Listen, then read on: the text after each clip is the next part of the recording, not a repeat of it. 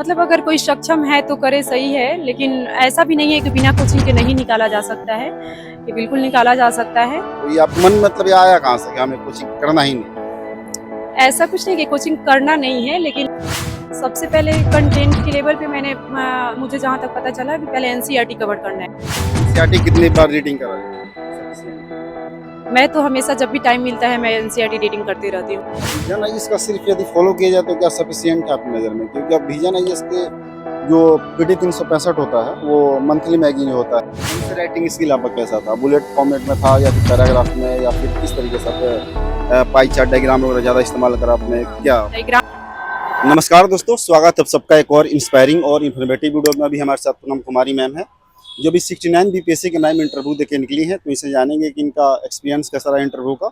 और इसके अलावा मैम से हम जानेंगे 78th और 71st बीपीएससी के जो एस्पिरेंट है उनके लिए मैम के क्या टिप्स होंगे, क्या स्ट्रेटेजी आप सबके लिए होगा। और सबसे बड़ी बात मैम जो है कि हिंदी मीडियम से, तो आप सब बहुत डिमांड करते हैं ना कि हिंदी मीडियम वालों का भी इंटरव्यू कीजिए, तो मैम हिंदी मीडियम से है। मैम सबसे पहले कॉन्ग्रेचुलेसन इंटरव्यू के लिए। थोड़ा ब्रीफली अपने बारे में बताएं।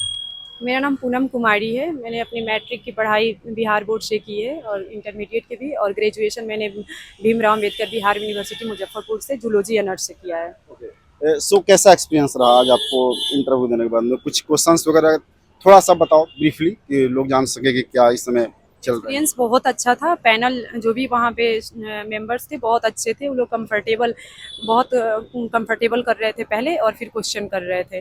जहाँ बिल्कुल मतलब मैं बाहर से सोच के गई थी कि बहुत ज़्यादा नर्वस हो जाऊंगी, डर लगेगा बस, लेकिन वहाँ ऐसा कुछ नहीं था। माहौल बहुत अच्छा था। आपका मैम ओवरऑल कितना अटेम्प्ट हुआ और ये इंटरव्यू का कौन सा आपका मेरा थर्ड अटेम्प्ट है। मैंने तीनों बार मेंस लिखा है, लेकिन 1-2 नंबर से रुक जा रहा था। इस बार मैं इंटरव्यू के लिए चयनित हुई हूँ। मैंने पहली बार आपने हाँ।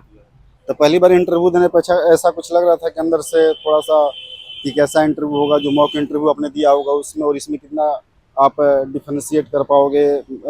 ऐसा मतलब होता है कि मॉक इंटरव्यू बहुत डीप में जाया जाता है, ग्रिल भी किया जाता है, यहाँ पे उस टाइप का कुछ था? हाँ, मॉक में दी थी तो वहाँ पे बहुत ज़्यादा डीपली पूछा गया था क्वेश्चन, लेकिन वो अच्छा था क्योंकि वहाँ पे तैयार कर दिया गया था हम लोग को पहले से। और यहाँ पे आने के बाद मतलब उतना डीपली नहीं क्वेश्चन किया गया, और बहुत मतलब यहाँ मुझे बहुत अच्छा लगा इंटरव्यू देके, क्योंकि मॉक में हम बहुत रिस्पॉन्स आ रहा था उधर से। हाँ, रिस्पॉन्स मतलब मॉक थोड़ा टफ होना जरूरी है क्योंकि उस लेवल से तैयारी करके आना भी जरूरी है, और यहाँ पे उतना टफ नहीं था। इजीली क्वेश्चन, नॉर्मल क्वेश्चन आ रहा था उधर से। सो मैम एकेडमी की हम बात करें कि एकेडमी के दिनों में आप किस तरीके के स्टूडेंट थे?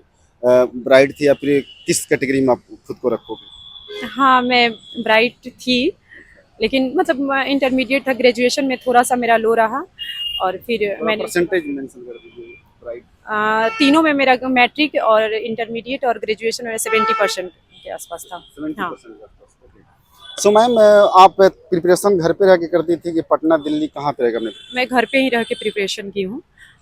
कोई कोचिंग वगैरह का कुछ? नहीं, किसी कोचिंग संस्थान से नहीं किया है मैंने। मतलब आपको ये नहीं लगा कि आपको कोचिंग करनी चाहिए? दिल्ली में जाते हैं लोग, इलाहाबाद, अब तो इलाहाबाद नहीं जाते लोग, पटना में आते हैं और यहाँ पे बहुत बड़े बड़े कोचिंग इंस्टीट्यूट है।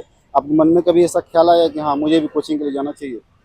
मतलब अगर कोई सक्षम है तो करे, सही है, लेकिन ऐसा भी नहीं है कि बिना कोचिंग के नहीं निकाला जा सकता है, कि बिल्कुल निकाला जा सकता है। और बस ऐसा कुछ नहीं कि कोचिंग करना एकदम कंपलसरी ही है, ऐसा तो नहीं है। मतलब आपने ये कैसे सोच लिया कि बिना कोचिंग का हो सकता है? क्योंकि कोचिंग को भी लोग वो करते हैं कि हाँ कोचिंग का महिमा मंडन होता है कि बिना कोचिंग जाए नहीं होगा, बहुत बड़ा एग्जाम है। तो ये आपके मन में मतलब ये आया कहाँ से कि हमें कोचिंग करना ही नहीं?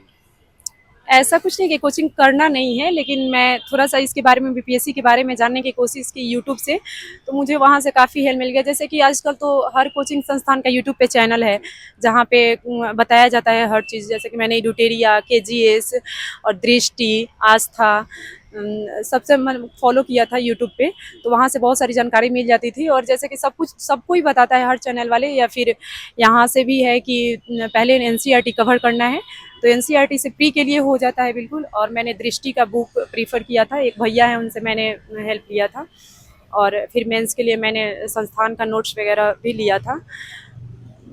कब से मैम आप इस जर्नी में हैं और जब आपने डिसाइड करा कि आपको सिविल सर्विसेज की तैयारी करनी है, तो वो बेसिकली आपके रिसोर्सेस वगैरह क्या थे? कहाँ से आपने कौन सा कंटेंट, पहले सबसे पहले आपके दिमाग में कंटेंट के लेवल पे क्या चीज़ आया था?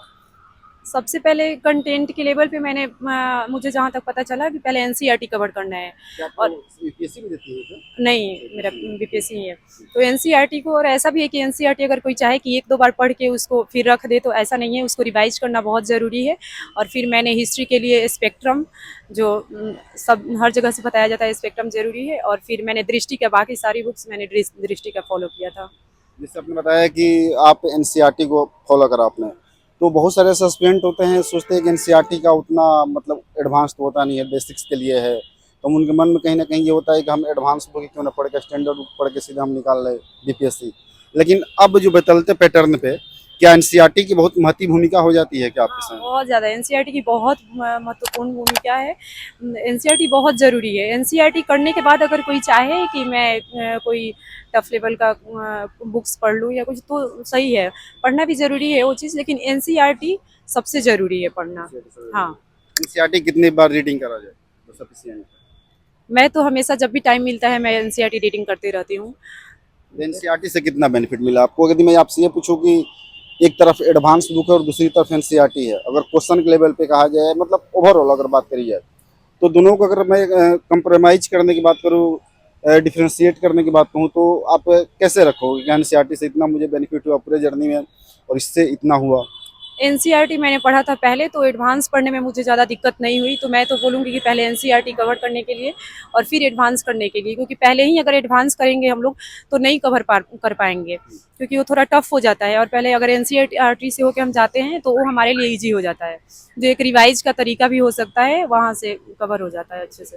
मैम, ये जो पैटर्न चेंज हुआ है 67 के बाद, धीरे धीरे चेंज होना स्टार्ट हुआ, प्रीलिम्स के लेवल में बात कर रहा हूँ, तो अब जो बदलते पैटर्न के अकॉर्डिंग जो एस्पिरेंट्स हैं वो किस तरीके की अब अपनी स्ट्रेटेजी मतलब डेवलप करें, क्या रणनीति अपनाएं 78th के लिए, फिर 71st के जो एस्पिरेंट्स अपीयर होने वाले एग्जाम प्रीलिम्स में, तो उनके लिए मतलब प्री निकालना काफ़ी हद तक पॉसिबल हो जाए, वो जो चेंजिंग पैटर्न के अकॉर्डिंग आप क्या उन्हें सजेस्ट करना चाहोगे? हाँ, अब जैसे कि पहले बता दिया गया था अध्यक्ष की तरफ से ही कि अब सतही ज्ञान से कुछ नहीं होने वाला है, गहराई के साथ जाना पड़ेगा। और करेंट अफेयर्स को पहले ऐसे इजीली करेंट अफेयर्स इजी दे देता था, लेकिन अब ऐसा नहीं है।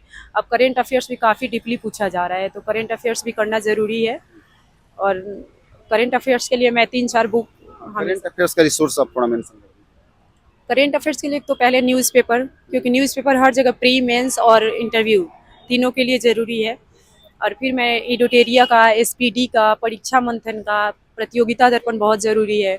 वहाँ से विजन आईएएस का मैं वहाँ ये सब करती थी। अच्छा, विजन आईएएस का सिर्फ यदि फॉलो किया जाए तो क्या सफिशिएंट है आपकी नज़र में? क्योंकि अब विजन आईएएस के जो पीटी 365 होता है, वो मंथली मैगजीन जो होता है, उसको बहुत लोग सजेस्ट करते हैं, जो सिलेक्टेड लोगों भी करते हैं, आप लोग द्वारा भी बताया जा रहा है, तो क्या वो सफिशिएंट है सिर्फ वो हाँ, पढ़ा जाए?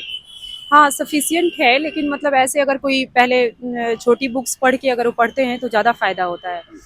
और मैम, लास्ट के जो 2 अटेम्प्ट थे उसमें आप मेंस लिखी थी, लेकिन वो उसे क्रैक नहीं कर पाई थी, किस स्तर पे कमी रह गई थी और उसको कैसे आपने इम्प्रूव किया था?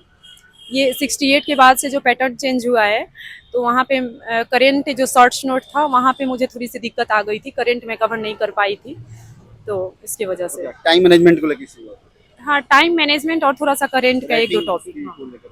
हाँ मतलब, हाँ ओवरऑल 1-2 नंबर से मैं छूटी थी, ऐसा नहीं है कि बहुत मतलब कम नंबर था, लेकिन तो टाइम मैनेजमेंट करने के लिए मैम आपने क्या रूल अपनाया था? आंसर राइटिंग करना बहुत ज़रूरी है, प्रैक्टिस करना है, टाइमिंग के अंदर कितना 3 घंटे में कितना कर पा रहे हैं, कितना सुधार करना है, ये सब बहुत ज़रूरी है। और वो चीज़ सिर्फ आंसर राइटिंग से ही हो सकता है।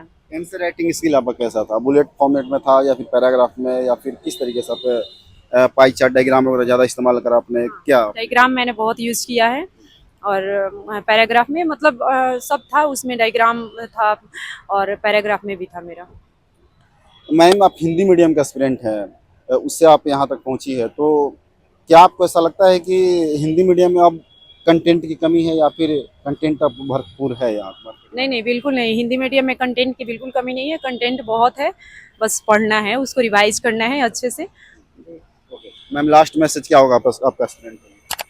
अभी 17 प्री आने वाला है, उस पर फोकस करना है, उसके बाद से मेंस के लिए आंसर राइटिंग करना है, फिर बहुत अच्छा जाएगा। अगर करेंट को ज़्यादा फोकस करना है, और हिस्ट्री का वेटेज रहता है, हिस्ट्री को बिहार स्पेशल कवर करना है। Okay, thank you so much. इस वर्ष से विश करता हूँ फाइनलिस्ट में भी जगह हो।